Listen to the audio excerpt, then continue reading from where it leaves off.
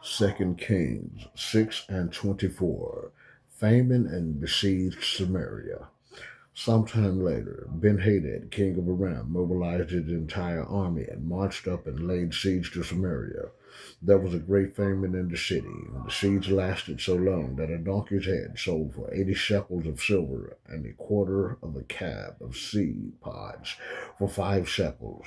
As the king of Israel was passing by on the wall, a woman cried to him, "Help me, my lord, the king." The king replied, "If the Lord does not help you, what can I get help for you? From the threshing floor? From the winepress?" Then he asked her, "What's the matter?" She answered, "This woman said to me, 'Give up your son, so we may eat him today, and tomorrow we'll eat my son.' So we cooked my son and ate him. The next day I said to her, 'Give up your son, so we may eat him.' But she had hidden him." When the king heard the woman's words, he tore his robes. As he went along the wall, the people looked, and they saw that under his robes he had sackcloth on his body. He said, "May God deal with me, be it ever so severely, if the head of Elisha, son of Shaphat, remains on his shoulders today." Now Elisha was sitting in his house, and the elders were sitting with him. The king sent a messenger ahead, but before he arrived, Elisha said to the elders, "Don't you see how this murderer is sending someone to cut off my head? Look, when the messengers come, shut the door and hold it shut against him. Is not the sound of his master's footsteps behind him?" While he was still talking to them, the messenger came down to him. The king said, "This disaster is from the Lord. Why should I wait for the Lord any longer?" Chapter 7. Elisha replied, "Hear the word of the Lord. This is what the Lord says. About this time tomorrow, a seah of the finest flour will sell for a shekel, and 2 seahs of barley for a shekel at the gate of Samaria." The officer on whose arm the king was leaning said to the man of God, "Look, and even if the Father should open the floodgates of the heavens, could this happen? You will see it with your own eyes," answered Elisha, "but you will not eat any of it." The siege lifted. Now there were 4 men with leprosy at the entrance of the city gate. They said to each other, "Why stay here until we die? If we say we'll go into the city, the famine is there, and we will die. And if we stay here, we will die. So let's go over to the camp of the Arameans and surrender. If they spare us, we live. If they kill us, then we die." At dusk they got up and went to the camp of the Arameans. When they reached the edge of the camp, no one was there, for the Lord had caused the Arameans to hear the sound of chariots and horses and a great army, so that they said to one another, "Look, the king of Israel has hired the Hittite and the Egyptian kings to attack us." So they got up and fled in the dusk and abandoned their tents and their horses and donkeys. They left the camp as it was and ran for their lives. The men who had leprosy reached the edge of the camp, entered one of the tents, and ate and drank. Then they took silver, gold, and clothes, and went off and hid them. They returned and entered another tent and took some things from it and hid them also. Then they said to each other, "Wait, what we're doing is not right. And this is the day of good news, and we are keeping it to ourselves. If we wait until daylight, punishment will overtake us. Let's go at once and report this to the royal palace." So they went and called out to the city gatekeepers and told them, "We went into the Arameans' camp and no one was there, not a sound of anyone, only tethered horses and donkeys, and the tents left us just as they were." The gatekeepers shouted the news, and as it was reported within the palace, the king got up in the night and said to his officers, "I will tell you what the Arameans have done to us. They know we are starving, so they have left the camp and to hide in the countryside, thinking they will surely come out, and then we will take them alive and get into the city." One of his officers answered, "Have some men take 5 loaves. Have some men take 5 of the horses that are left in the city. Their plight will be like that of all the Israelites left here. Yes, they will only be like all these Israelites who are doomed. So let us send them to find out what happened." So they selected 2 chariots with their horses, and the king sent them after the Aramean army. He commanded the drivers, "Go and find out what has happened." They followed him as far as Jordan, and they found the whole road strewn with the clothing and equipment of the Arameans.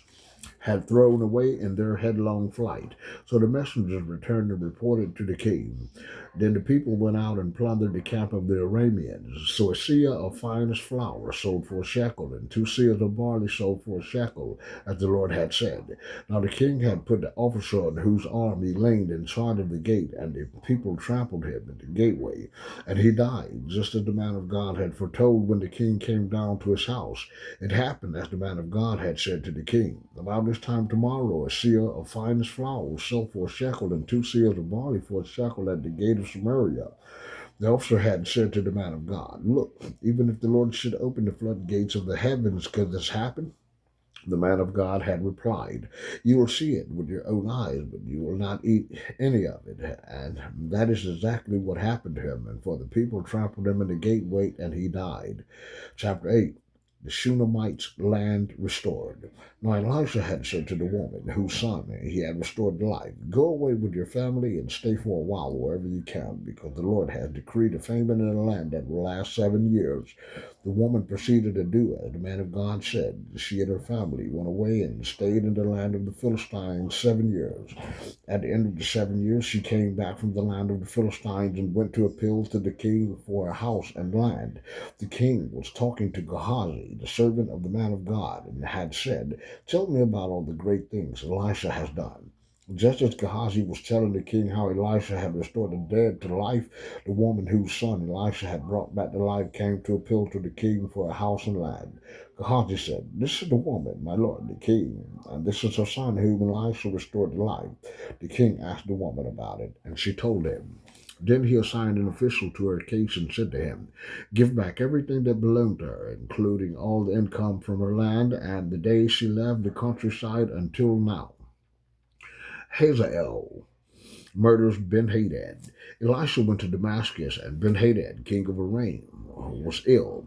When the king was told, "The man of God has come all the way up here," he said to Hazael, "Take a gift with you and go to meet the man of God. Consult the Lord through him. Ask him, 'Will I recover from this illness?'" Hazael went to meet Elisha, taking with him a gift of 40 camel loads of all the finest wares of Damascus. He went in and stood before him and said, "Your son Ben-Hadad, king of Aram, has sent me to ask, 'Will I recover from this illness?'" And Elisha answered, "Go and say to him, 'You will certainly recover.' Nevertheless, the Lord has revealed to me that he will in fact die." He stared at him with a fixed gaze until Hazael was embarrassed. Then the man of God began to weep. "Why is my Lord weeping?" asked Hazael. "Because I know the harm you will do to the Israelites," he answered. "You will set fire to their fortified places, kill their young men with the sword, dash their little children to the ground, and rip open their pregnant women." Hazael said, "How could your servant, a mere dog, accomplish such a feat? The Lord has shown me that you will become king of Aram," answered Elisha. Then Hazael left Elisha and returned to his master. When Ben-Hadad asked, "What did Elisha say to you?" Hazael replied, "He told me that you would certainly recover." But the next day he took a thick cloth, soaked it in water, and spread it over the king's face so that he died. Then Hazael succeeded him as king. Jehoram, king of Judah. In the 5th year of Joram, son of Ahab, king of Israel, when Jehoshaphat was king of Judah, Jehoram, son of Jehoshaphat, began his reign as king of Judah. He was 32 years old when he became king, and he reigned in Jerusalem 8 years. He followed the ways of the kings of Israel, as the house of Ahab had done, for he married the daughter of Ahab. He did evil in the eyes of the Lord. Nevertheless, for the sake of his servant David, the father was not willing to destroy Judah. He had promised to maintain a lamp for David and his descendants forever. In the time of Jehoram, Edom rebelled against Judah and set up its own king. So Jehoram went to Zair with all its chariots. The Edomites surrounded him and his chariot commanders, but he rose up and broke through by night. His army, however, fled back home.